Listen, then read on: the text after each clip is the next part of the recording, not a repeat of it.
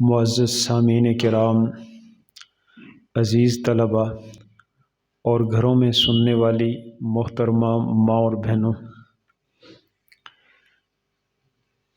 یہ ہماری مسجد اپنے حجم کے اعتبار سے اور رقبے کے اعتبار سے مختصر سی اور چھوٹی سی مسجد ہے، لیکن اپنے کام کے اعتبار سے یہ بڑی مسجدوں کے برابر ہے۔ بعض دفعہ ہم دیکھتے ہیں کہ جسامت کے اعتبار سے کوئی بھاری بھرکم صحت مند آدمی اتنا زیادہ کام نہیں کر سکتا جو اس کی بنسبت چھوٹے جسم والا کمزور بدن والا آدمی کام کر دیتا ہے۔ یا بعض دفعہ ہم دیکھتے ہیں کہ کسی آدمی کے پاس لاکھوں روپیہ ہوتا ہے، لیکن اس سے اتنا کسی کو فائدہ، رشتہ داروں کو، پڑوسیوں کو، دوستوں کو اتنا فائدہ نہیں ہوتا۔ لیکن ایک آدمی ہوتا ہے درمیانے درجے کا، بمشکل گزارے لائق، لیکن اس کی دولت سے اور اس کے مال سے کثیر لوگوں کو فائدہ ہوتا ہے۔ یہ مثالیں تو دنیا میں موجود ہیں کہ کروڑ پتی اور لاکھ پتی کی ماں باپ بعض دفعہ لوگوں سے بھیک مانگتے ہوتے ہیں، اور کسی ریڑھی والے اور غریب کے ماں باپ ہر وقت آسودہ اور خوشحال ہوتے ہیں۔ اس کا مطلب یہ ہے کہ اس چیز کا تعلق دل کے ساتھ ہے، اس چیز کا تعلق دل کے ساتھ ہے، اور اس کو نبی علیہ الصلوۃ والسلام نے اپنے حدیث پاک میں جو ارشاد فرمایا الغنا غنی النفس۔ کچھ باتیں ایسی ہیں حدیث پاک میں کہ آپ یہ سنتے رہتے ہیں کہ حضور علیہ السلام نے ارشاد فرمایا لیس الشدید بالسرعۃ انما الشدید الذی یملک نفسہ عند الغضب۔ ہم یہ سمجھتے ہیں پہلوان وہ ہوتا ہے، عام عرف میں عام لوگ یہ سمجھتے ہیں پہلوان وہ ہوتا ہے جو کشتی میں دوسرے کی پیٹھ لگا دے اور خود اس کے اوپر غالب ہو جائے تو یہ آدمی ڈاڑھا اور پہلوان ہے، یہ آدمی تکڑا اور صحت مند ہے، یہ آدمی قوت والا اور مضبوط اور طاقتور ہے۔ عام یہی سمجھتے ہیں۔ نبی علیہ الصلوۃ والسلام نے اس کی نفی فرمائی۔ نبی علیہ الصلوۃ والسلام نے عام معاشرے کی سوچ کی اس بارے میں نفی کر کے نبی علیہ الصلوۃ والسلام نے ارشاد فرمایا لیس الشدید بالسرعۃ۔ قوت اور طاقت والا آدمی وہ نہیں ہے جو دوسروں کو بچھاڑے اور خود غالب ہو جائے، دوسروں کی پشت لگائے، کشتی میں دوسرے کو نیچا دکھائے اور خود اوپر ہو جانے والا آدمی یہ قوت والا نہیں ہے۔ انما الشدید، طاقتور آدمی وہ ہے، قوت والا وہ ہے، مضبوط وہ ہے۔ انما الشدید الذی یملک نفسہ عند الغضب۔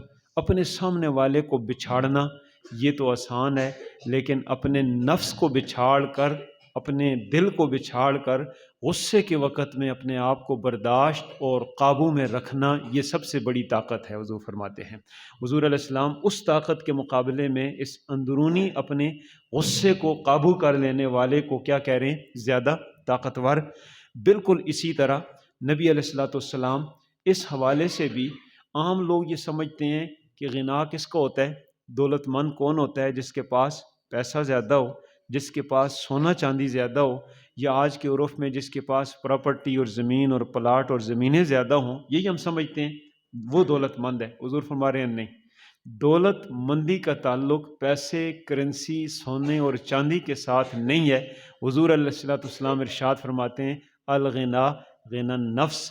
اصل دولت مندی یہ ہے کہ انسان کا دل سخی ہو، اس سے بڑا دولت مند کوئی بھی نہیں ہے، اس سے بڑا دولت مند کوئی بھی نہیں ہے۔ اب آپ مجھے بتائیں کہ نبی علیہ الصلوۃ والسلام بالکل معاشرے کے الٹ ایک بات ارشاد فرما رہے ہیں، معاشرے کے الٹ ایک بات ارشاد فرما رہے ہیں، تو اس الٹ بات کو ذہن نہیں مانتا، ذہن نہیں مانتا، لیکن نبی کی بات اتنی سچی ہوتی ہے کہ صحابہ کرام نے ہمیں یہ طریقہ بتایا کہ نبی کی بات کو وقتی طور پہ ذہن اس لیے نہیں مانتا کہ ہمارا ذہن نبی کی بات کو سمجھنے سے قاصر ہوتا ہے، ورنہ نبی کی بات بہت پائے کی ہوتی ہے، بہت مضبوط ہوتی ہے۔ اس کی واضح مثال ہے، اس کی واضح مثال حضور کی زندگی میں آپ اکثر وہ واقعہ سنتے رہتے ہیں کہ حضور علیہ الصلوۃ والسلام نے یہودی سے سودا کیا، اور یہودی کے ساتھ معاملے میں نبی علیہ السلام نے اونٹ یا اونٹنی کا سودا کر کے حضور نے فرمایا، ارشاد فرمایا کہ یہ جو پیسے طے ہو گئے ہیں نا، یہ پیسے میں نے دینے ہیں، پاس نہیں ہیں، اگر تم اجازت دو اونٹ اپنے پاس رکھو، میں جاتا ہوں پیسے لے کے آتا ہوں، بس تمہیں پیسے دوں گا اور اپنا اونٹ لے جاؤں گا۔ عموماً یہی ہوتا ہے، جس وقت سودا ہوتا ہے آدمی کے پاس فوری طور پر پیسے موجود نہ ہو تو وہ اتنا وقت مانگتا ہے اور کہتا ہے میں لے کے آتا ہوں، آپ کو دیتا ہوں، اپنی شے میں لے لوں گا اور تو اپنی شے یعنی پیسے لے لینا۔ نبی علیہ الصلوۃ والسلام نے یہی اصول ضابطے کے مطابق نبی علیہ الصلوۃ والسلام گھر تشریف لے گئے۔ جس وقت واپس آئے، اتنے درمیان کے خلا اور اس درمیان کے فاصلے اور وقت کی وجہ سے اس یہودی کو حضور سے کوئی بڑا زیادہ مہنگا گاہک مل گیا، اچھا گاہک مل گیا، مالی اعتبار سے وہ بدل گیا۔ اس نے حضور علیہ الصلوۃ والسلام سے کہا کہ بتائیے آپ کے پاس گواہ کیا ہے؟ میرا تو کوئی آپ سے سودا نہیں ہوا۔ مکر گیا، سودے سے مکر گیا۔ نبی علیہ الصلوۃ والسلام نے ارشاد فرمایا کہ ابھی تو میں گیا ہوں، آیا بھی اسی وجہ سے ہوں، پیسے لے کے آیا ہوں، سودا میرا ہوا ہے تیرے ساتھ، اپنے پیسے لو اور مجھے میری چیز واپس، مجھے میری چیز دو۔ نبی علیہ الصلوۃ والسلام سے کہنے لگا کوئی گواہ لاؤ۔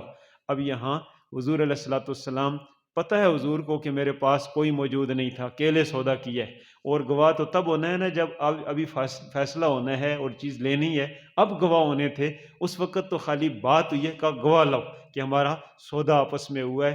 نبی علیہ السلام نے صحابہ کرام میں آواز لگائی، فرمایا ہے کوئی جو میری گواہی دے کہ میرا اس یہودی کے ساتھ سودا ہوا ہے؟ تو ایک صحابی تھے حضرت خزیمہ بن ثابت انصاری رضی اللہ تعالیٰ عنہ، یہ انصار کے تھے، مدینہ منورہ کے تھے۔ انہوں نے ارشاد فرمایا رسول اللہ میں گواہی دیتا ہوں۔ باقی صحابہ بھی بولتے، لیکن خیال یہ آیا کہ ہم گواہی دیں گے، حضور کہیں گے تم پاس نہیں تھے، گواہی کس طرح دیتے ہو؟ پاس یہ بھی نہیں تھے، پاس یہ بھی نہیں تھے، بس جو پاس نہ ہو کر بھی گواہی کے لیے بول پڑے۔ فرماتے ہیں میں گواہی دیتا ہوں کہ آپ کا سودا اسی اونٹ کا اسی یہودی کے ساتھ ہوا ہے، اور جتنے میں آپ فرما رہے ہیں اتنے میں ہوا ہے، جتنے میں آپ فرما رہے ہیں اتنے میں ہوا ہے، میں گواہی دیتا ہوں۔ جب یہ بات ہوئی تو بات وہی نکلی جو صحابہ کو خدشہ تھا، ڈر تھا، صحابہ کرام کو ڈر تھا حضور پوچھیں گے تم پاس نہیں تھے، گواہی کس طرح دیتے ہو؟ تو حضور نے یہی بات پوچھ لی، حضرت خزیمہ بن ثابت انصاری رضی اللہ تعالیٰ عنہ سے پوچھا تو پاس نہیں تھا، تو گواہی کس طرح دیتا ہے؟ حالانکہ جس کے حق میں گواہی ہو شکر کرتا ہے، گواہ تو مل گیا ہے، لیکن نبی علیہ السلام کے سچائی کی، دیانت کی یہ مثال دیکھیے۔ حضور علیہ السلام فرماتے ہیں تو پاس نہیں تھا، کس طرح گواہی دیتا ہے؟ تو آگے سے صحابی کو اللہ تعالیٰ نے عجیب جواب دینے کی صلاحیت عطا فرمائی ہے۔ صحابی نے آگے سے جو جواب دیا آج تک سونے کے حروف سے لکھنے کے قابل ہے، اور یہ اسی صحابی کا خاصہ بن گیا، انہی کا اعزاز بن گیا، بعد میں یہ اعزاز کسی کو نہیں ملا۔ انہوں نے کہا یا رسول اللہ ایک سوال کا جواب آپ دے دیں، آپ کے سوال کا جواب میں دے دیتا ہوں۔ میں آپ سے پوچھتا ہوں، مجھے آپ بتائیے کہ میں پاس موجود تھا جس وقت جنت بن رہی تھی اور میں نے جنت کو آنکھوں سے دیکھا ہے؟ میں نے تو نہیں دیکھا، مجھے تو نہیں پتا، آپ نے فرمایا تو میں نے اقرار کر لیا جنت موجود ہے۔ میں نے جہنم کو آج تک نہیں دیکھا، آپ نے فرمایا تو میں نے اقرار کر لیا کہ جہنم موجود ہے۔ آپ جو فرما رہے ہیں میں نے اللہ کو نہیں دیکھا، آپ کے کہنے پہ اللہ کی ذات کا کلمہ پڑھا ہے، میں نے فرشتوں کو نہیں دیکھا، آپ کے کہنے پہ مانتا ہوں کہ یہاں 2 فرشتے بیٹھے ہوتے ہیں اور لکھتے ہیں، میں نے قبر کے اندر کا کوئی حساب کتاب نہیں دیکھا، آپ کے کہنے پہ مانتا ہوں کہ قبر میں سوال جواب ہوں گے، میں نے پل صراط دیکھا نہیں ہے، آپ نے ارشاد فرمایا تو میں نے پل صراط پر بھی ایمان لایا ہے۔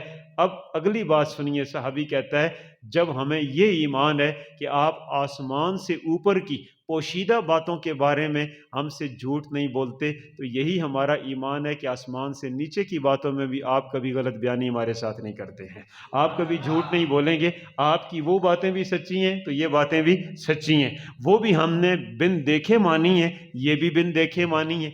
اب حضور علیہ السلام نے اعزاز دے دیا، حضور علیہ السلام ارشاد فرمایا، کیوں سمجھ میں تو نہیں آ رہی، لیکن صحابی نے بتا دیا نا کہ حضور کی بات سمجھ میں آئے تب بھی ماننی ہے، سمجھ میں نہ آئے تب بھی ماننی ہے، دیکھی ہو تب بھی ماننی ہے، ان دیکھی ہو تب بھی، اور اسی کو ایمان کہتے ہیں، اسی کو۔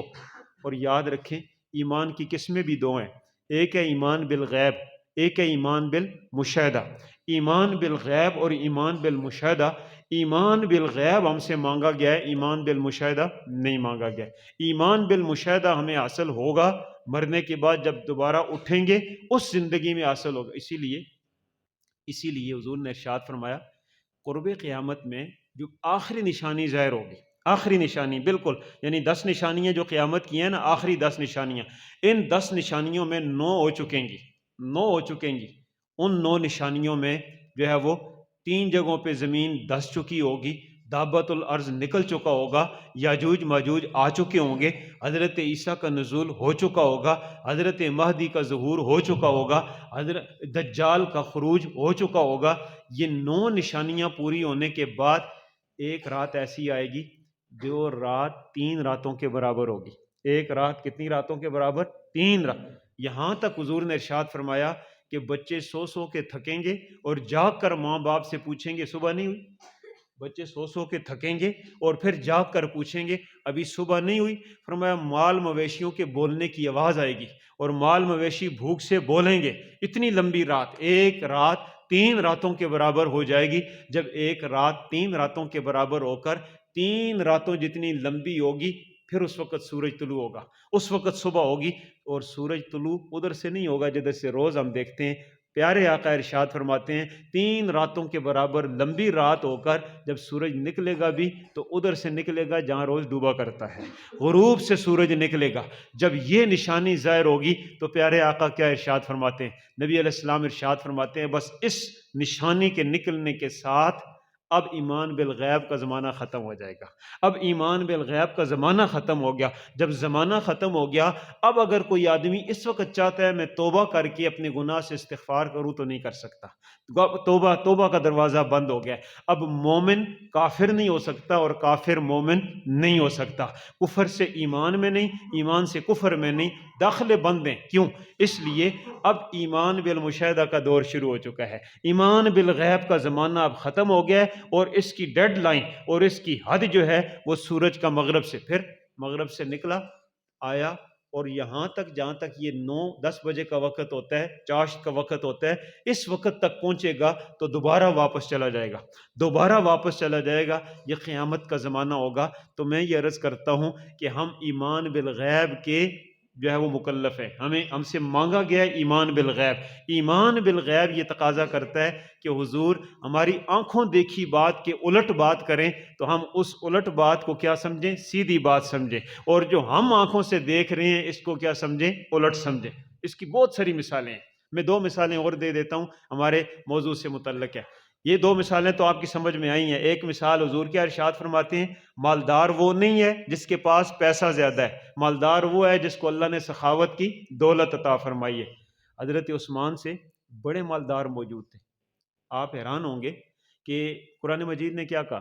تبت یدا ابی لہب وتب۔ سارے پڑھ لیں، یہ تو آسان صورت ہے، سارے پڑھتے رہتے ہیں۔ تبت یدا ابی لہب وتب ما اغنا عنہ مالہ۔ اب یہ مالہ کا لفظ کیوں ذکر کیا؟ ابو لہب تو اس کو کہتے ہیں اس کے حسن کی وجہ سے، خوبصورتی کی وجہ سے، لیکن ما اغنا عنہ مالہ، اس کا مال اس نے فائدہ نہیں دیا۔ کیوں ارشاد فرمایا؟ مفسرین نے یہ بات لکھی ہے کہ مکہ مکرمہ میں اس جتنا مالدار کوئی بھی نہیں تھا، اس جتنا مالدار کوئی بھی نہیں تھا۔ اس کا مال اتنا زیادہ تھا، اتنا زیادہ پیسہ تھا، اللہ رب ذوالجلال نے اس کے پیسے کی کثرت کی طرف اشارہ کر کے ارشاد فرما دیا اتنا پیسہ ہو کر بھی اس پیسے نے اس کو فائدہ نہیں دیا۔ لیکن دوسری طرف حضرت عثمان کو مکہ مکرمہ کی 13 سالہ زندگی میں پہلے 8 آدمیوں میں سے، پہلے کلمہ پڑھنے والے 8 آدمیوں میں سے حضرت عثمان ہیں۔ ان پہلے آدمیوں میں کلمہ پڑھ کے 2 دفعہ ہجرت کی ہے۔ یہ ہجرت کیوں کی ہے؟ یہ ہجرت کیوں ہوئی ہے حضرت عثمان کی؟ اور دونوں دفعہ اہلیہ ساتھ ہیں، بیوی ساتھ ہیں، اور حضور نے ارشاد فرمایا صلی اللہ علیہ وسلم حضرت ابراہیم علیہ السلام کے بعد اس دھرتی پہ اپنی بیوی کو لے کر دین کے لیے اہلیہ سمیت حضرت ابراہیم کے بعد اگر کسی نے ہجرت کی ہے تو وہ پہلا شخص عثمان غنی ہے۔ حضرت عثمان کو حضرت ابراہیم کے بعد یہ جوڑ ملا کر حضور نے تمغہ دیا۔ 2 دفعہ ہجرت کی ہے۔ کیوں؟ اس لیے خاندانی ہونے کے باوجود، اعلیٰ خاندان ہو کر بھی، اچھا کاروبار سب کچھ ہو کر بھی، دین کی وجہ سے اتنا ستایا گیا، اتنی تکلیف دی گئی، اس تکلیف سے بچنے کے لیے اپنے گھر والوں کو لیا اور حبشے چلے گئے۔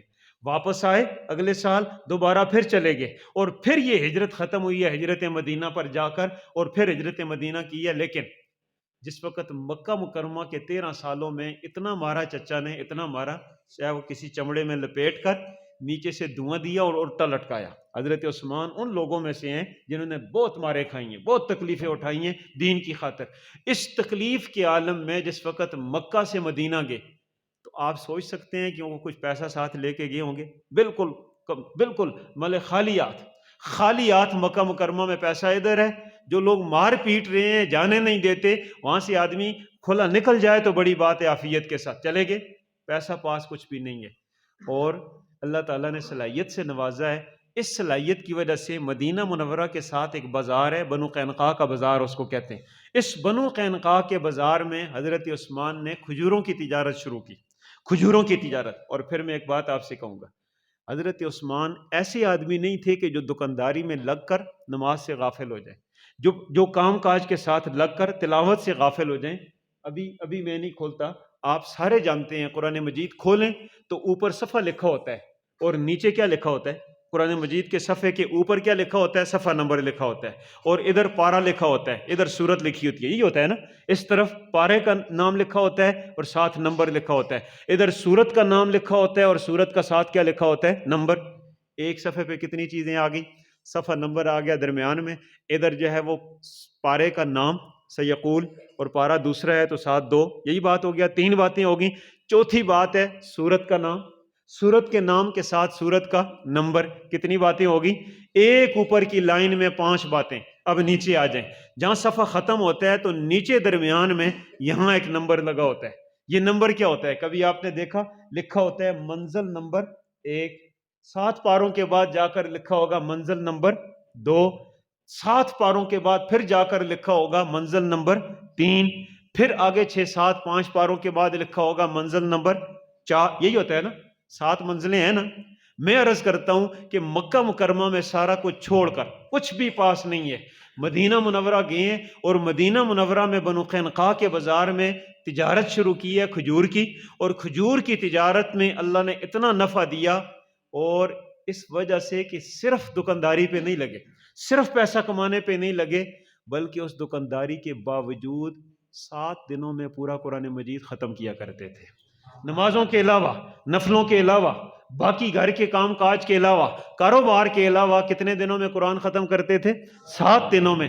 یہ زندگی بھر کا معمول ہے حضرت عثمان کا کہ کتنے دنوں میں قرآن مجید مکمل ہے؟ 7۔ اور پھر ان 7 دنوں میں قرآن مجید کے مکمل کرنے کو انہوں نے برابر حصوں میں تقسیم کیا ہے، اور یہ برابر حصے قرآن مجید کی 7 منزلیں بنی ہیں، اس وقت سے لے کر آج تک چل رہی ہیں، اور قیامت کی صبح تک حضرت عثمان کی یہ نشانی چلتی رہے گی۔ آپ دیکھیں اللہ تعالیٰ نے یہ برکت کتنی عطا کی ہے، ادھر سے لٹے پٹے آئے ہیں خالیات، اور ادھر سارے معمولات کے ساتھ قرآن مجید کی تلاوت کا عالم یہ ہے کہ 7 دنوں میں قرآن مجید ساری زندگی آخری وقت، اور پھر اللہ تعالیٰ اس کا صلہ کس طرح دیتے ہیں؟ حال کیا بنے ہوئے ہیں، 40 دن سے پیاسے ہیں، حال یہ ہے 40 دن سے کھایا پیا کچھ بھی نہیں ہے، اور اس جگہ میں نماز کی اجازت نہیں جس جگہ میں خود جگہ وقف کی ہے پیسے دے کر مسجد میں ڈالی ہے، اور خلیفۃ المسلمین ہے، 35 لاکھ مربع میر رقبے کے خلیفۃ المسلمین امیر المومنین ہیں، حضور کے داماد ہیں، دورے داماد ہیں، اور وقت کے جو ہے وہ سب سے افضل صحابی ہیں، ان سے افضل 2 فوت ہو گئے ہیں، شہید ہو گئے ہیں، اور یہ اس وقت کے افضل ترین ہیں، لیکن شہادت بھی مل رہی ہے، مسجد بھی مل رہی ہے، اور ساتھ قرآن کھلا ہوا ہے، تلاوت کرتے کرتے اللہ نے شہادت کی موت عطا فرما دی ہے۔ یہ ساری زندگی کی تلاوت کا صلہ تھا نا جی۔ میں عرض کرتا ہوں اس بات کو ذرا سمجھیں کہ حضرت عثمان غنی رضی اللہ تعالیٰ عنہ، پیسہ ان کے پاس بھی تھا، بات یہیں سے چلی ہے، اللہ کرے آج ہم بات ادھر ادھر بھولیں نہیں، یعنی حضرت عثمان غنی رضی اللہ تعالیٰ عنہ مال ان کے پاس بھی ہے، اور مال ابو لہب کے پاس بھی ہے، اور میں نے نقشہ آپ کو بتایا ہے، اس کا پیسہ محفوظ ہے، اور حضرت عثمان کا پیسہ ہجرت کے موقع پہ کیا ہو چکا ہے؟ ٹوٹ چکا ہے، ختم ہو چکا ہے، نئے سرے سے شروع کیا ہے، نئے سرے سے ہجرت میں جا کر ہجرت کے بعد کاروبار شروع کیا ہے، اور اللہ نے برکت اتنی دی ہے کہ آج 1000 اونٹوں کا قافلہ آیا ہے، اور 1000 اونٹوں کے قافلے کو خریدار خریدنے کے لیے اس طرح تیار ہیں، کہتے ہیں یہ چیز روپے کی ہے ہم 2 دیتے ہیں، دوسرا آیا اس نے کہا روپے کی ہے ہم 3 دیتے ہیں، تیسرا آیا اس نے کہا روپے کی چیز کا 4 دیتے ہیں، 10 دیتے ہیں، 20 دیتے ہیں، 25 دیتے ہیں، 100 دیتے ہیں، ان کو پتہ ہے جتنے کی لیں گے اس سے زیادہ کی بیچ دیں گے، قحط ہے، ہر طرف قحط ہے، مدینے میں نکل جائے گی۔ لیکن حضرت عثمان ہر ایک کو یہ جواب دیتے ہیں کہ مجھے اس سے زیادہ دینے والا موجود ہے، آپ کی یہ آفر میں قبول نہیں کرتا اور میں یہ چیز آپ کو نہیں بیچ سکتا۔ تاجر یوں کر کے حیران ہو کر دیکھ رہے ہیں، ہم ہی ہم میں، ہمارے علاوہ ہے ہی کوئی بھی نہیں ہے، عثمان چلا ہو گئے اور عثمان سادہ ہے، یہ کس کو بیچے گا سمجھ نہیں آتی۔ عثمان جس وقت سارے تاجر فارغ ہو کر ایک طرف ہو گئے تو حضرت عثمان کی دولت کا جو کہا نا ما اغنی عنہ مالو، اس کی دولت نے اس کو کوئی فائدہ نہیں دیا۔ ان کی دولت اب فائدہ دینے لگی ہے۔ کس طرح فائدہ دینے لگی ہے؟ ان تاجروں کو انکار کر کے حضرت عثمان ایک طرف کر کے کہتے ہیں میں یہ سارے کا سارا 1000 اونٹوں کا سارا قافلہ اس رب کے لیے بیچتا ہوں، اللہ دنیا میں نہیں مجھے جنت میں اس کا بدلہ عطا فرمائے گا۔ میں اس رب کی خاطر مدینے کے فقراء میں تقسیم کرتا ہوں، اور قحط کے اس زمانے میں میں مفت میں دیتا ہوں۔ کیوں؟ میں اس پر بھی ایک بات کہہ دیتا ہوں، لوگوں کی مجبوریوں سے فائدہ اٹھانا یہ گناہ ہے اور یہ حرام ہے۔ لوگوں کی مجبوریوں سے فائدہ اٹھانا ہی کہ حضرت عثمان آنکھیں میچ جاتے، چپ ہو جاتے، روپے کے 10 لے لیتے، یہ تعویل کرتے کہ میں نے تو بیچا ہے نا جی، بیچنا تو جائز ہے، لیکن خریدنے والا مہنگا کر کے بیچتا یا نہ بیچتا؟ مجھے آپ بتائیں، خریدنے والا جو تھا تاجر، وہ جس وقت عوام کو مہنگا کر کے بیچتا تو اس کا ذریعہ حضرت عثمان بھی ہوتے یا نہیں ہوتے؟ حضرت عثمان ذریعہ بن جاتے۔ حضرت عثمان نے اس گناہ میں بھی شرکت نہیں کی ہے، اور حضرت عثمان نے وہ غنائے نفس کا مظاہرہ کیا ہے، دل کے غنا کا، دل کی سخاوت کا مظاہرہ کیا ہے، اور دل کی اس سخاوت کے بدلے رب ذوالجلال نے ان کو کیا بخشا ہے؟ یہ تو زمانہ تھا قحط کا۔ اس کے بعد کی بات ہے کہ حضرت عثمان یوں تھیلیاں لا رہے تھے، حضور کو دے رہے تھے، سونے والی تھیلی بھی حضور کو دی ہے، چاندی والی تھیلی بھی حضور کو دی ہے، اور حضور بیٹھے ہوئے ہیں اس ممبر پر جو ممبر نبوی ہے، مسجد نبوی ہے، سامنے بیٹھے ہوئے جنتی صحابہ ہیں، اور وہ جنت والا ریاض الجنت ہے۔ حضور فرماتے ہیں میں اس جنگ میں جانے لگا ہوں جس جنگ میں بہت پیسہ چاہیے، بہت دور کا سفر کرنا ہے۔ اور عجیب بات آپ سے کہوں، آج جس جنگ کے لیے حضور جا رہے ہیں، حضور نے کل لوگوں کو جمع کر کے 30,000 جمع کر سکے، اور آگے جو فوج تیار ہے نا مقابلہ کرنے کے لیے، جو کھڑی ہوئی ہے بالکل پاؤں کے اوپر 2 لاکھ ہے، پیچھے والی الگ ہے، 2 لاکھ فوج تیار کھڑی ہے لڑنے مرنے کے لیے، اور اس فوج کی وردیاں آپ یوں کہہ دیں جانے والے افغانستان کی طالبان تھے 30,000، اور آگے والے امریکہ کے نیٹو کے فوجی تھے جن کے پاس ہر شے پوری تھی، ہر شے موجود تھی۔ وہ اس وقت کے امریکی تھے، کیسر روم کے فوجی اور رومی عیسائیوں کے فوجی، وہ تھے 2 لاکھ ان کی ریزرو فوج کھڑی تھی، اور یہاں حضور سب سے زیادہ کتنے تیار کر سکے؟ 30,000۔ یہ 30,000 کو لے کر، اور ان 30,000 کے حال یہ تھا، فرماتے ہیں ہم میں سے کچھ کی تلواریں دھاگوں کے ساتھ بندھی ہوئی تھی، تلواریں دھاگوں کے ساتھ بندھی ہوئی تھی، پاؤں میں پہننے کے لیے کچھ نہیں تھا، تو پاؤں میں جوتے نہیں تھے، خون نکلنے کی وجہ سے پاؤں پہ پٹیاں باندھ لی تھی، پٹیاں باندھ کے پیدل چلتے جا رہے تھے، پاؤں میں جوتے نہیں تھے، پھٹے ہوئے کپڑے تھے۔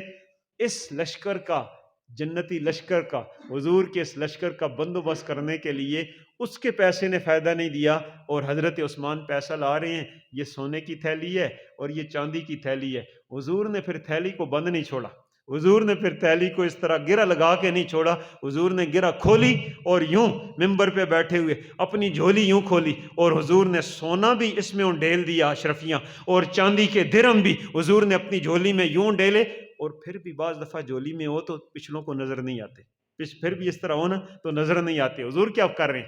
حدیث میں آتا ہے کہ نبی علیہ السلام یوں اس طرح اٹھا کر ہاتھ میں ڈالتے، ادھر سے ادھر ڈالتے، یہ حضور کی خوشی تھی، خوشی کے ساتھ سونا اور چاندی حضور اس طرح ہاتھوں میں کر کے بتا رہے تھے۔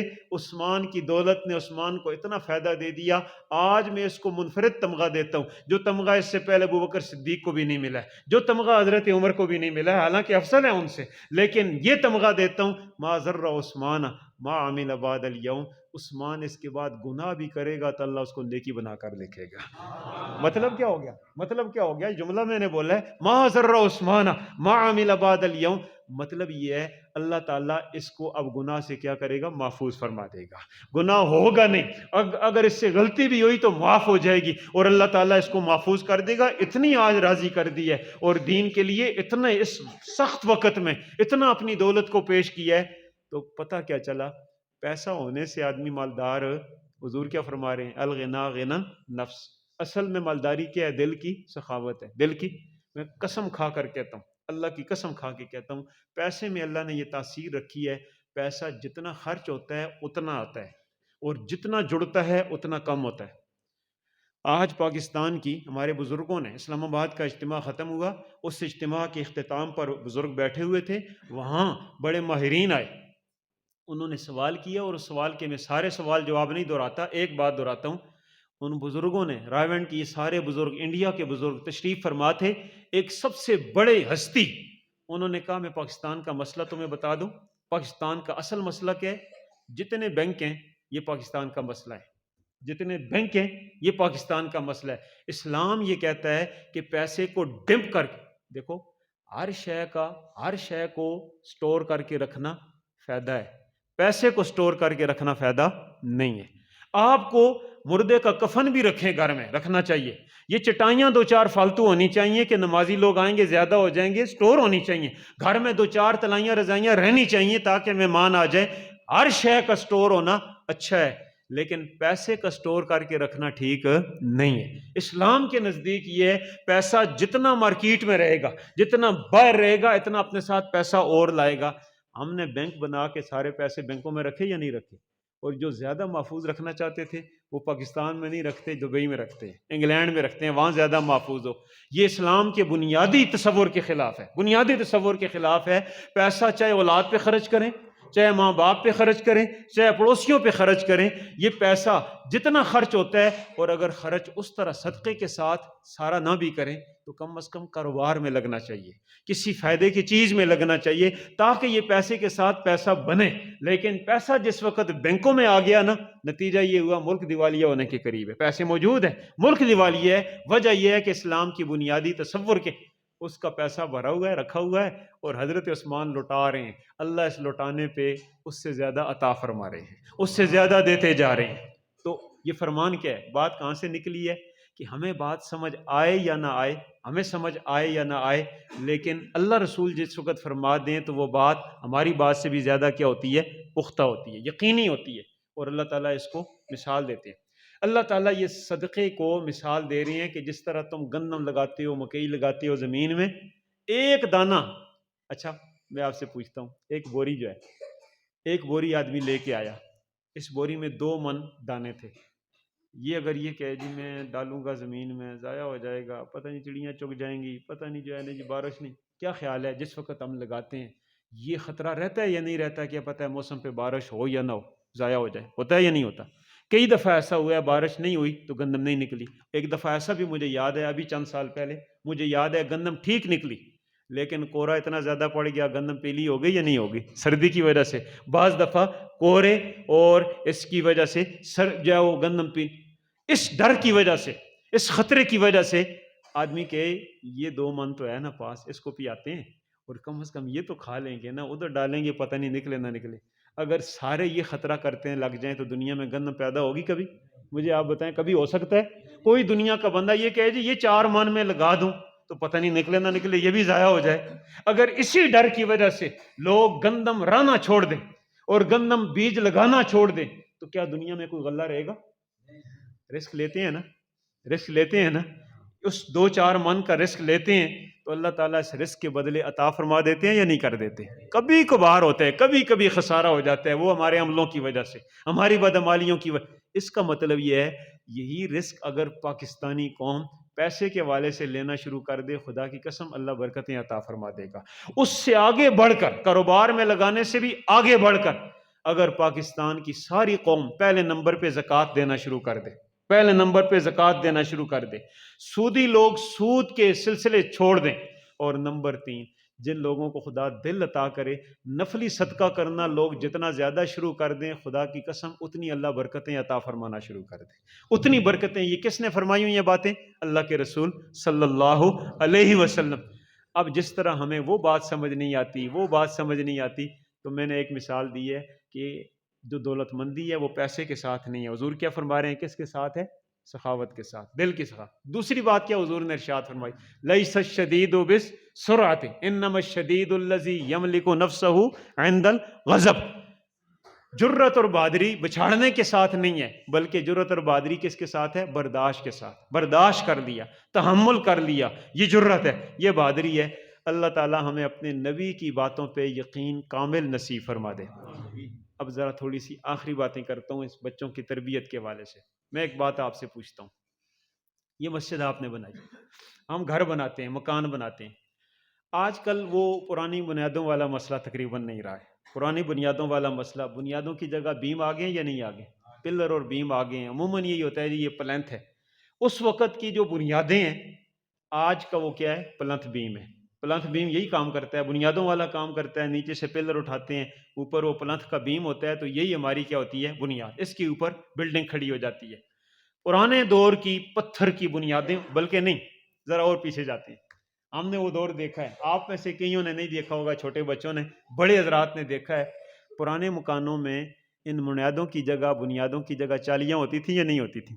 بڑی بڑی چالیاں. ہو سکتا ہے اب بھی پنجگرام میں ایسے کوئی مکان ہوں جن کے نیچے بڑی چالی رکھی ہوئی ہوتی ہے، اور وہ چالی کس کے لیے ہوتی ہے؟ بنیاد کے لیے. دیکھا ہے نا حضرات نے؟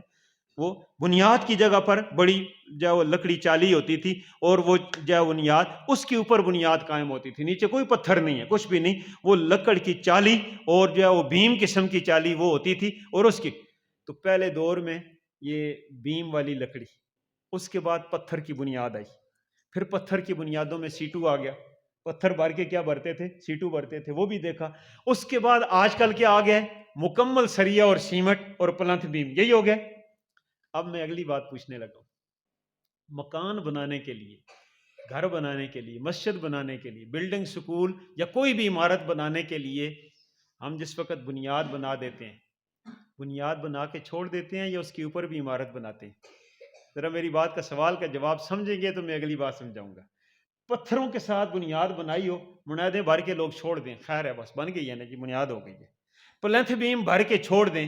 دنیا میں کبھی کوئی ایسا آدمی آپ نے دیکھا ہے؟ خرچہ کیا ہے، لاکھوں روپیہ خرچہ ہو گیا بنیادوں پہ، چھوڑ دیا ہے، بس جی فارغ ہو گئے، ہو گیا جی، کام ہو گیا. کوئی آدمی کہے گا یہ کام ہو گیا؟ وہ کہے گا یہ تو بنیاد ہوئی ہے، ابھی تو اس پر دیواریں ہوں گی، ابھی اس پر پلر ہوں گے، ابھی اس پر کیا پڑے گی؟ چھت پڑے گی. آپ میری بات سمجھ گئے؟ یہاں تک میری بات سمجھ گئے کہ دنیا کے اعتبار سے ہم نے ابھی یہ فیصلہ کیا، ہم سمجھدار لوگ ہیں سارے، ہم سمجھتے ہیں کہ خالی بنیادیں بھرنا اور بنیادیں بھرنا یہ کام کی تکمیل نہیں ہوتی. اس کام کو کیا اس لیے جاتا ہے تاکہ اس کے اوپر بلڈنگ کیا کی جائے؟ کھڑی کی جائے، اس کے اوپر چھت ڈالا جائے، اس کے اوپر رہائش اختیار کی جائے. یہ ہوگی بات سمجھے؟ یہ یہاں تک بات سمجھ گئے؟ میں 3 بنیادیں ذکر کرنے لگا ہوں جو ہم لوگ بھرتے ہیں، وہیں چھوڑ دیتے ہیں. چلو 1 منٹ کے لیے اس کو یہیں رکھو. پچھلے سے پچھلا یا اس سے پچھلا جمعہ کھولیا میں ہم نے پڑھایا، جمعے کا افتتاح بھی ہوا، نئی مسجد کی تعمیر بھی ہوئی، اور اس کا جو ہے وہ ہمارے کچھ ساتھی وہاں موجود تھے. میں نے آخر میں ایک سوال کیا، ہمیں بات یاد ہے، ہم واپس آتے ہیں. میں نے آخر میں ایک سوال کیا، میں نے کہا کھولیاں والوں یہ بتاؤ، یہاں کوئی آدمی اپنا مکان بنائے، ٹھیک ٹھاک مکان بنائے، اس میں گیس لگ گئی ہے، بجلی لگ گئی ہے، اور پانی لگ گیا ہے، فرش پڑ گیا ہے، ٹائل ماربل ہو گیا ہے، سب کچھ بن گیا ہے. مکان کو تالا لگا کے اب آدمی ادھر باہر جا کر چاڑیوں میں ایک خیمہ لگاتا ہے اور اپنی ساری فیملی کو وہاں رکھ کے اس خیمے میں رہ رہا ہے. ایسا کوئی بیوقوف آج تک آپ نے دیکھا ہے؟ مکان تیار ہے، تالا لگا ہوا ہے، لوگ اس کو پوچھتے ہیں آپ کا مکان، کہتے ہیں وہ تیار ہے، بس ادھر ہے. اس مکان میں نہیں رہتا ہے، بھی ذاتی ہے. تو رہ کس میں رہا ہے؟ یا مانگویں مکان میں، یا کرائے کے مکان میں، یا خیمے میں؟ آج تک مجھے آپ بتائیں، آپ نے کسی کو دیکھا ہے؟ میں نے ان کو سوال کیا، انہوں نے کہا نہیں. میں نے کہا جو آدمی ایسا کر رہا ہو، جو اپنا مکان کا تالا لگا کے تیار کر کے کروڑوں روپیہ لگا کے رہ رہا ہو خیمے میں، رہ رہا ہو مانگویں مکان میں، اور رہ رہا ہو کسی اور کے مکان میں نے کہا آپ اس کو کیا کہیں گے؟ بیوقوف کہیں گے یا نہیں کہیں گے؟ سارے ذرا بولیں. بیوقوف کہیں گے، پاگل کہیں گے، دیوانہ کہیں گے، پتہ نہیں کہیں گے یہ کوئی انسان ہی نہیں ہے، پتہ نہیں. میں نے کہا ایسے پاگل تو دنیا میں نہیں ملتے، لیکن ایک اور قسم کے پاگل ملتے ہیں، ہر گلی محلے میں ملتے ہیں. وہ کون؟ اپنے پاس سے پیسے لگائیں گے اور سارے لوگ چندہ کریں گے، پورے والے آنا. مسجد جس وقت بن جائے گی، آدھا محلہ گھر میں مصلی بچھا کے نماز پڑھے گا. مجھے بتائیں نماز کے لیے مسجد ہوتی ہے یا گھر ہوتا ہے؟ بات سمجھ آ گئی یا نہیں آ گئی؟ نماز کے لیے بنائیے. اور نماز کروڑوں روپیہ لاکھوں روپیہ لگ گیا ہے، بنایا رہنے کے لیے مکان بنایا ہے اور تالا لگا کے رہ کہاں رہا ہے؟ خیمے کے اندر رہ رہا ہے۔ بالکل اسی طرح لاکھوں روپیہ لگا کے مسجد میں، اور مسجد بن گئی ہے، اس وقت اس کو ثواب سمجھا ہے، لیکن ثواب کا کام کرنا کہاں پر ہے؟ گھر میں کرنا ہے، گھر کے سین میں۔ کہاں نماز پڑھی ہے؟ جو میں بس گھر میں ہی پڑھ لیتا ہوں، یہاں آتے ہوئے نہیں ہوتی۔ یہ بات مجھے آپ بتائیں، یہ بھی بیوقوف ہے یا نہیں ہے؟ سارے بولیں نا ذرا، یہاں جو ڈیلے ہو گئے یہ بیوقوف ہے یا نہیں ہے؟ اگر وہ بیوقوف ہے تو یہ بھی بیوقوف، اور پھر میں کہوں گا وہ چھوٹا بیوقوف ہے اور یہ بڑا بیوقوف ہے۔ یہ بڑا بیوقوف ہے، اس کو رب ذوالجلال نے توفیق بخشی ہے، قدم دیے ہیں، اس کو اللہ نے صحت دی ہے، لیکن اللہ کا گھر بنا کے، نماز کی جگہ بنا کے، جگہ میں نماز نہیں پڑھتا کہاں ہے؟ جو نماز کی جگہ نہیں ہے، گھر میں روزانہ پڑھتا۔ بیمار کی بات نہیں کر رہے معذور، بالکل اسی طرح۔ اب آ جائیے ان بیوقوفوں کی طرف۔ یہ جو ہم بیوقوفیاں کر رہے ہیں وہ کیا ہے؟ سکول بنایا، بنیادیں بنا کے چھوڑا نہیں، کہا جی اتنا خرچہ ہو گیا، آپ کو قرضہ مانگ کریں گے، بلڈنگ کھڑی کریں۔ مسجد کی بنیادیں بنائی، ہم کہا اتنا خرچہ ہو گیا، اب اوپر بلڈنگ کھڑی کریں گے۔ گھر کی بنیادیں بنائی، ہم نے کہا اوپر دیواریں لگائیں گے، اب کچھ کریں گے۔ لیکن جس وقت آگے دین کے مسئلے میں، جس وقت آگے اسلام کے مسئلے میں، جس وقت آگے اللہ رسول اور آخرت کے مسئلے میں، ہم سارے یہ غلطیاں کر رہے ہیں۔ غور کرنا، ایک بنیاد ہم نے بھری ہے اللہ کی ذات کا کلمہ پڑھ کر، بات ذرا سمجھیں۔ دوسری بنیاد ہم نے بھری ہے رسول اللہ کو آخری نبی مان کر۔ سب مانتے ہیں نا، سب اپنے اللہ کا ایمان لاتے ہیں الحمدللہ، اپنے زور سے نہیں، اللہ تعالیٰ کی توفیق سے۔ ایک بنیاد ہے ہماری اللہ کی ذات پر ایمان، دوسری بنیاد ہے ہماری اللہ کے رسول پر ایمان، تیسری بنیاد ہے ہماری کہ ہم نے قرآن مجید کو اللہ کی کتاب کہا ہے اور قرآن مجید کو ضابطہ حیات مانا ہے یا نہیں مانا ہے؟ جو نہ مانے وہ کافر ہے، ایک آیت کا انکار کرے کافر ہے۔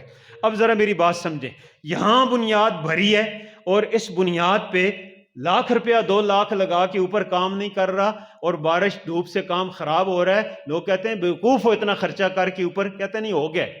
یہاں بھی ہم نے کلمہ پڑھا، رسول اللہ صلی اللہ علیہ وسلم کو رسول مانا، قرآن مجید کو کتاب مانا، یہ بنیادیں بھر کے اس کے بعد خدا کی قسم خود بھی ویلے ہو کے بیٹھتی ہیں اور اپنے بچوں کو بھی ویلا کر کے چھوڑ دیا۔ تعمیر تو اب وہ شروع ہونی تھی، تعمیر تو اب شروع ہونی تھی، تعمیر تو اب تھی۔ وہ تعمیر کیا تھی کہ قرآن مجید اصل ہے، رسول اصل ہے، اور اللہ کی ذات کا حکم ہے۔ اللہ حاکم اعلیٰ ہے۔ اللہ نے 2 بنیادوں کے ساتھ یہ کہا ہے، سمجھنا قرآن کو ہے اور سمجھانے والا میرا نبی ہے۔ میرے نبی کے طریقے پہ قرآن کو سمجھتے جانا، ایک ایک لفظ کھلتا جائے گا، اس کے مطابق زندگی بناتے جانا، یہ تمہاری بلڈنگ بڑھتی چلی جائے گی، یہ عمارت بنتی چلی جائے گی۔ دنیا کی عمارتوں میں ہم عمارتوں کو فضول نہیں چھوڑتے۔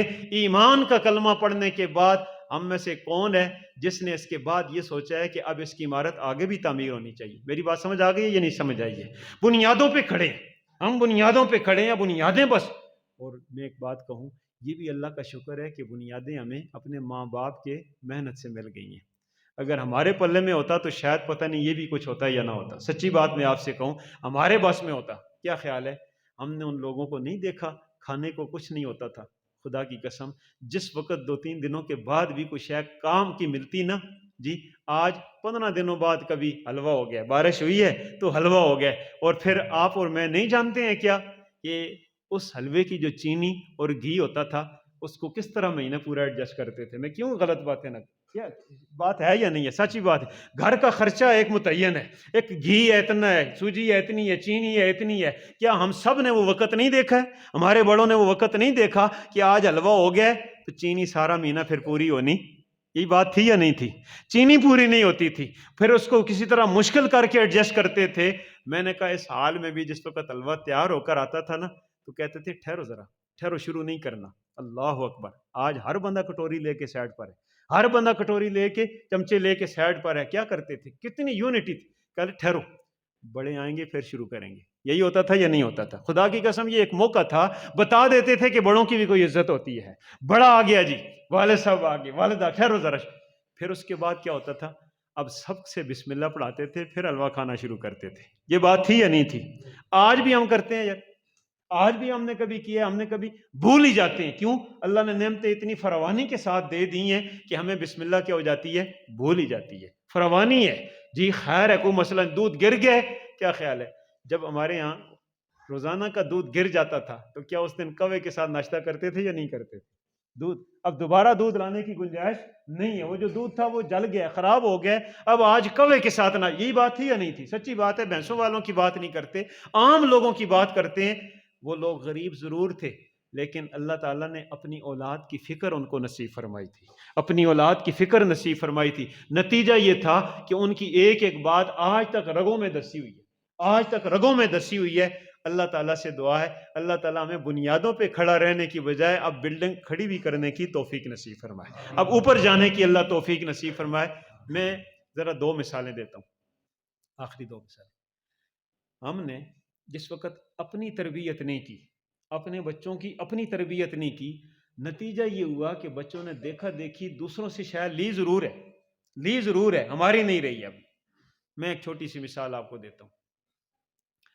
نبی علیہ الصلوۃ والسلام نے کھانا کھانے کا طریقہ یہ بتایا کہ کھانا دسترخوان بچھاؤ، بیٹھ جاؤ اور پہلے خود بیٹھو، اس کے بعد کھانا لگے۔ یہ طریقہ غلط ہے، یہ طریقہ بیٹھ کر بھی کھانے کا غلط ہے کہ کھانا لگا دو جی اور پھر لوگ کرسی سے اتر کر آئیں، نہیں، اوپر نہیں بیٹھنا، اونچا نہیں بیٹھنا، پہلے خود بیٹھیں پھر کھانا لگائیں۔ یہ کیوں حضور نے ترتیب بتائی؟ فرمایا تاکہ کھانے کی عزت ہوگی، تکریم ہوگی، اللہ کھانے میں برکت عطا فرمائے گا، کھانے کی وسعتیں نصیب فرمائے گا۔ اب جس وقت کھانا نیچے بیٹھ کے کھا رہے ہیں اور کھانے کی عزت کی ہے، یہاں تک حضور نے عزت ارشاد فرمائی کہ لقمہ گر گیا ہے، جگہ صاف ہے نا تو اٹھا کے منہ میں ڈال لو، صاف نہیں ہے تو اس کو صاف کر کے منہ میں ڈال لو، یہ کھانے کی عزت تھی نا۔ اور عیسائیوں نے کیا کہا، کافروں نے، ہندوؤں نے کیا کہا، کھانا تھوڑا ہے جی، یہ گندہ ہی منہ میں ڈالنے۔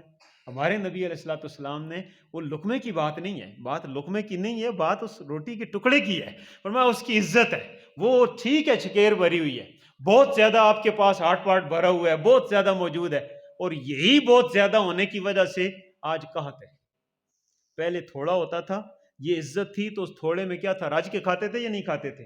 آج زیادہ ہے، زیادہ کی جس وقت توہین ہو گئی ہے، کھانے کی بے توقیری ہو گئی ہے اور تکریم نہیں رہی ہے، سب کچھ ہونے کے باوجود یا تو وہ کھانا بیماریاں پیدا کر رہا ہے یا قحط پیدا کر رہا ہے، مل نہیں رہا جی۔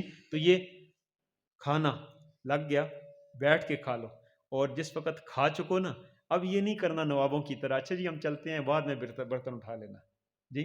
نبی علیہ السلام نے طریقہ یہ بتایا کہ تم بیٹھے رہو، پہلے کھانے کے برتن اٹھاؤ۔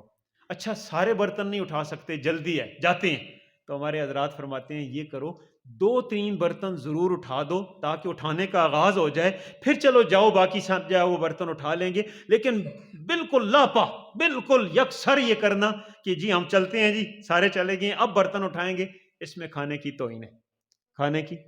اب کھانا ہم نے کھایا، یہ ڈونگا اور پلیٹ چمچ سے ڈالنا، یہ سنت اس وجہ سے ہے کہ سارا کھانا ضائع نہیں ہوتا، سارا کھانا ضائع نہیں ہوتا، جتنا مرضی ہوگی ڈالیں گے اور ڈال لیں گے اور ڈال لیں گے۔ اب جس وقت یہ کھا لیے تو ہمارے نبی علیہ الصلوۃ والسلام نے، ہمارے دین نے کھانے کی اس میں عزت رکھی ہے کہ اس پلیٹ کو یوں کر کے صاف کرو، اور جس وقت صاف ہو نا چمکتی ہوئی، پتہ چلے دھونے کی بھی ضرورت نہ پڑے، اس طرح صاف۔ جس وقت اتنا صاف کر کے پلیٹ کو صاف کریں گے تو پیارے آقا کیا ارشاد فرماتے ہیں، یہ پلیٹیں دعائیں دیتی ہیں، یہ کیا دیتی ہے، دعا دیتی ہے۔ اگر اسی طرح چھوڑ دیں گے تو یہ پلیٹ کیا دیتی ہے، بد دعا دیتی ہے، کھانے کی بد دعا لیتا ہے۔ اور حضور نے بڑی عجیب بات ارشاد حضور نے فرمایا تمہیں کیا پتہ ہے، بڑی پلیٹ کھائی ہے، اچھا عجیب بات ہے، میں آپ سے پوری غوری کھا لیں گے، آخر میں جو بچے گا 2-3 نوالے ہوں گے بکھرے ہوئے چاول، وہ نہیں کھائے جا سکتے، یہی ہوتا ہے یا نہیں ہوتا؟ پوری غوری کھائی گئی ہے لیکن یہ نہیں کھائی جا رہی۔ اب حضور فرما رہے ہیں تمہیں کیا پتا وہ جو پوری پلیٹ کھائی ہے، برکت اور شفا اللہ نے اس میں رکھی تھی یا اس آخری نوالے میں رکھی ہے؟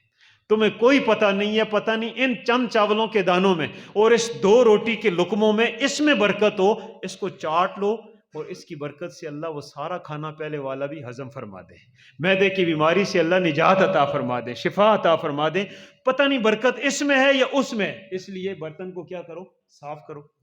اس برتن کی صفائی میں آپ سے جو بات کہنا چاہتا ہوں اس کو سمجھیں۔ اس برتن کی صفائی میں چائے کی پیالی بھی آتی ہے نہیں آتی، دودھ کی پیالی بھی آتی ہے نہیں آتی جی، نام لینا مجبوری ہے، ڈیو ہے، فانٹا ہے، پیپسی ہے اور کوکا کولا، اس کی بوتل بھی آتی ہے یا نہیں آتی ہے؟ اچھا گلاس میں ڈالیں گے. اب عیسائی تہذیب دیکھنا کتنی گندی ہے، ہندوؤں اور عیسائیوں کی تہذیب کتنی گندی ہے. بوتل پئیں گے یا اس بوتل بڑی بوتل کو ڈیو شو کو جو گلاس میں ڈالیں گے یا پانی ڈالیں گے. عیسائیوں نے طریقہ یہ بتا دیا ہے، پلیٹ کے اندر سالن چھوڑ کے جانا فیشن بن گیا ہے، اور گلاس یا اس بوتل کو نیچے سے اتنی سی چھوڑ دینا یہ پکا فیشن بن گیا. آپ نے بھی دیکھا یا نہیں دیکھا؟ میں نے تو بارہ دیکھا ہے. یعنی بوتل ساری پئیں گے، وہ ساری بوتل ان کو ایزا نہیں کرتی ہے، آخر میں اتنا سا چھوڑنا. یہ عیسائیوں کا چونکہ طریقہ دنیا میں آ گیا، یہ کرنا ہی کرنا ہے. یہ اس طرح ہوا ہے جس طرح نبی علیہ السلام نے فرمایا عورتیں ٹخنوں کو ڈانکیں اور مرد ٹخنوں کو کیا کریں؟ ننگا کریں. ہم نے الٹ کر کے کیا کیا؟ مردوں نے ٹخنوں کو ڈانکنا شروع کر دیا، عورتوں نے ٹخنوں کو کیا کر دیا؟ ننگا کر دیا. اور پکا فیشن بن گیا ہے. مردوں کے ٹخنے آپ کو ڈھکے نظر آئیں گے، عورتوں کے ٹخنے اب جو جرابیں آ گئی ہیں نا، ان جرابوں میں بھی ٹخنوں کو ننگا کر دیا، اور جو لباس آ گیا وہ ٹخنے یہاں بھی الٹ کیا ہے اور یہاں بھی الٹ کیا ہے.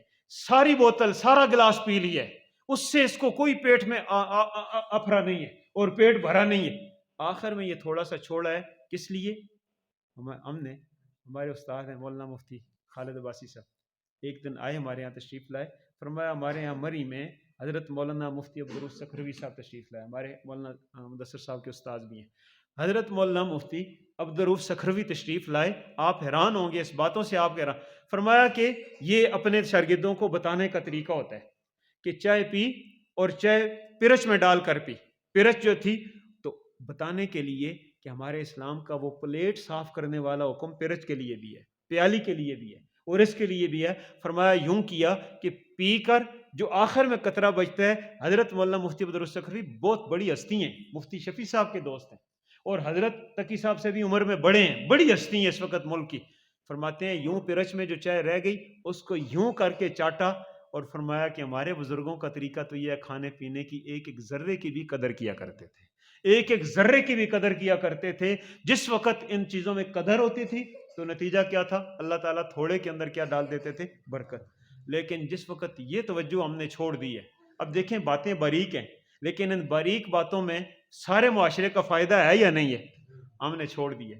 ہم نے ان بنیادوں کو بنیادوں پہ چھوڑ دیا ہے. بچہ جانے اور بچے کی اگلی زندگی جانے، ہم نے یہاں سٹاپ لگا دیا ہے. نتیجہ یہ ہے ہمارے بڑے جتنا ہمیں سکھا کے گئے ہیں ہم آدھا بھی اگلوں تک منتقل نہیں کر سکے، اور پھر یہ قوم اپنے اگلوں تک آدھا منتقل کرے گی. اسی طرح دین گھٹتا جائے گا یا نہیں گھٹتا جائے گا؟ آداب گھٹتے جائیں گے، ایمان گھٹتا جائے گا، اعمال گھٹتے جائیں گے. اللہ تعالیٰ سے دعا ہے. میں پھر کہوں گا، بات کہاں سے شروع کی تھی کہ یہ مسجد رقبے کے اعتبار سے چھوٹی ہے لیکن حجم کے اعتبار سے، کام کے اعتبار سے بڑی ہے. کیوں؟ اس لیے دل دیکھ کر خوش ہوتا ہے. ہمارے نظر نہ لگے قاری ارسلان صاحب کو اللہ تعالیٰ ان کی زندگی صحت میں برکت عطا فرمائے. تو انہوں نے یہ چند مسجدیں سنبھالی ہوئی ہیں اور ان کے ساتھ جتنے ساتھی ہیں، ہمارے جتنے پنجراں کے ساتھی ہیں، مکتب کی اس برکت سے الحمدللہ یہ چیزیں، اور آپ لوگ بھی تعاون کر رہے ہیں.